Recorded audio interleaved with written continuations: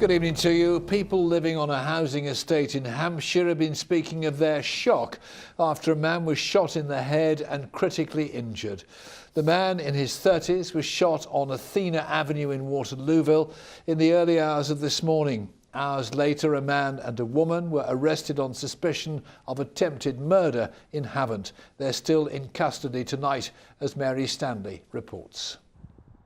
Teams of police officers have carried out thorough searches in Athena Avenue, scouring bushes, gardens, footpaths and under cars, in their hunt for evidence following the shooting here in the early hours. A large cordon has been set up around the estate, as forensic officers also examine a nearby block of flats and an area of grass outside. Neighbours told how they were awakened by a gunshot just before 1 a.m. You sometimes hear shooting going up at the woods sometimes when they're doing pheasant shooting in the country, but I knew it was a louder bang than that. It was just one horrendous big shot, so you could hear it was different from all the rest because it made us nervous. And apart from that, we were just all being careful to stay close together, me, my husband and granddaughter. That was, a bit frightening.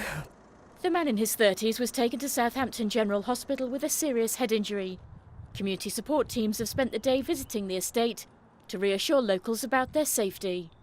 I think we've had a few stabbings here before, but nothing regarding shootings or anything like that, so it makes me want to move, to be fair. How's it left you feeling? A bit worried, a bit scared. So, I don't know what else to say really. It's just too close for comfort.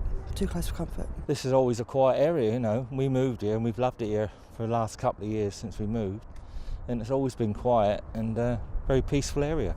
Someone had a gun, which is quite amazing, isn't it? To think that they would keep a gun on their property. I'm quite shocked. Very shocked, actually. Armed police arrested a 37-year-old man and 38-year-old woman at an address in Havant around 2:30 this morning. Police are keen to point out that incidents like this are very rare in Hampshire and treated very seriously.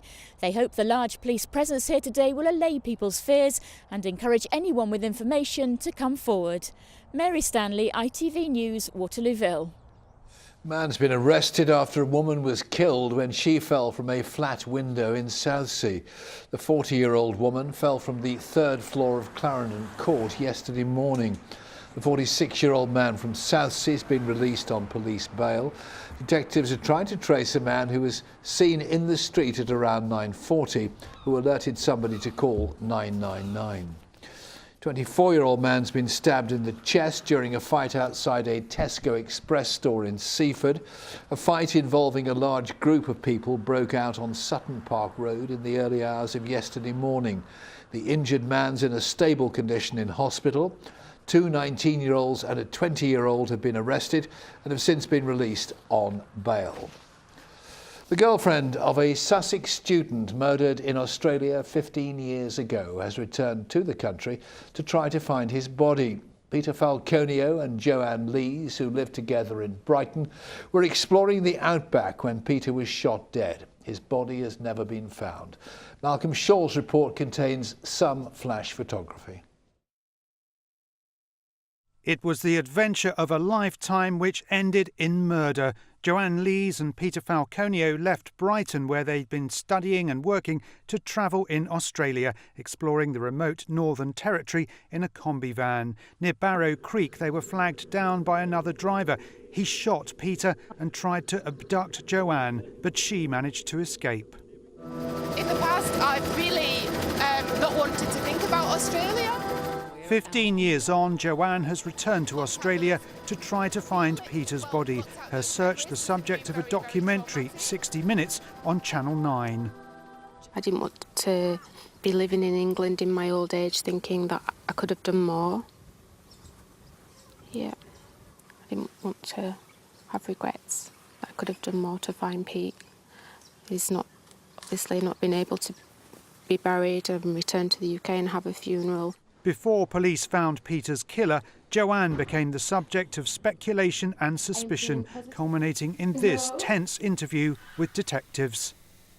No, you really are scaring me. You think I did this, don't you? No, but I have to ask if you've been involved. No, I haven't been involved. Not at all. No. No.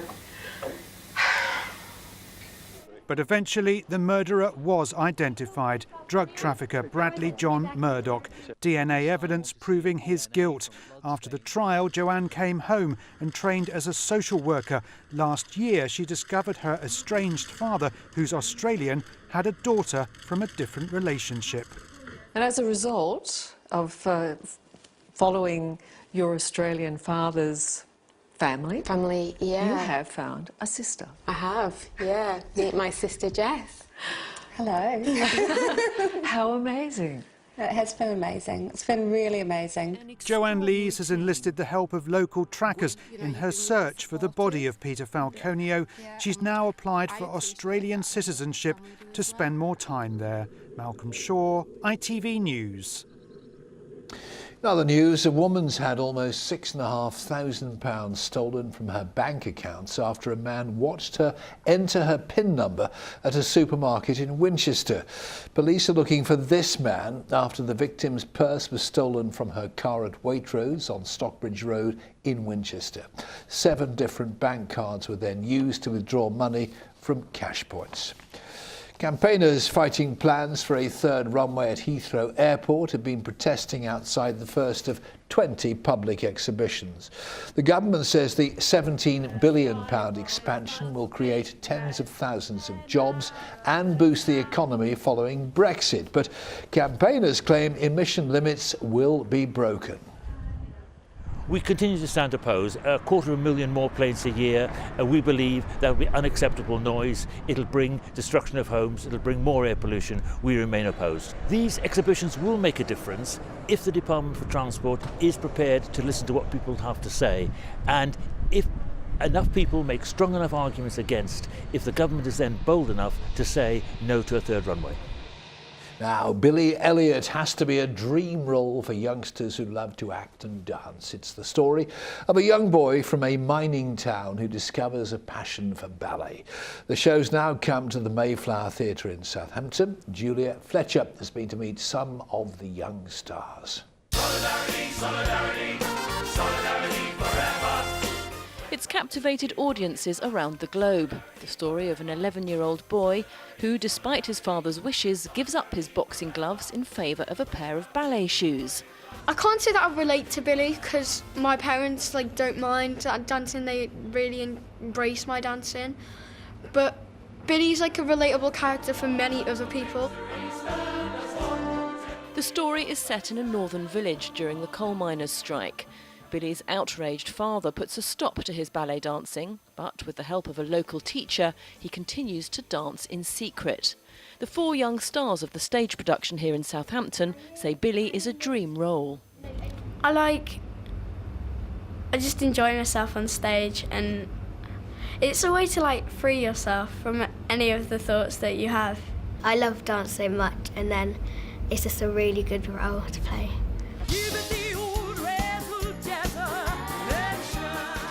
It's a tale that will make you laugh as well as cry. The show started its tour a year ago and will be playing at the Mayflower Theatre for 4 weeks.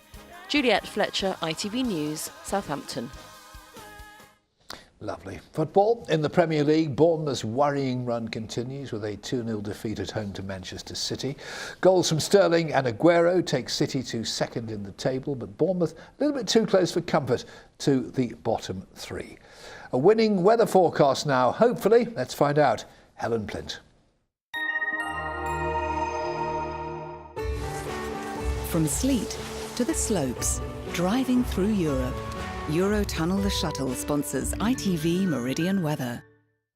Hello there. Very good evening to you. Well, the breeze really packing a punch through much of today, but gradually it will start to ease away overnight tonight. And thereafter, for the rest of half-term week, turning much milder. Quite a swing in temperatures, really, although still damp from time to time. Over the coming hours, though, under those clearer skies, well, temperatures once again tumbling away. So it will be something of a chilly night out there, and especially, of course, in rural, more sheltered spots. You can see temperatures just about low enough to allow for a bit of frost come first thing tomorrow morning. Nothing too widespread. And for those very early rises, even a bit of brightness and sunshine. Those furthest east getting the lion's share of that brighter weather. But elsewhere, you can see throughout the day, more clouds starting to pack in overhead. 1 or 2 misty, murky spells potentially as well. And by the the middle of the morning, well, some damp spells just starting to drift their way up from the south, especially hindering those furthest west. That said, with less of a breeze tomorrow, temperatures not varying too badly. They'll be at a comfortable 9 or 10 degrees fairly widely. And come Wednesday, well, the next bout of wet weather, this could well be fairly heavy and prolonged throughout the morning, but altogether drier, brighter, even a hint of sunshine and feeling warmer come Thursday. Eurotunnel the Shuttle sponsors ITV Meridian Weather. We're back during Good Morning Britain from 6 o'clock tomorrow morning, but from the late team for now it is good night, sleep well, join us again soon. Bye-bye.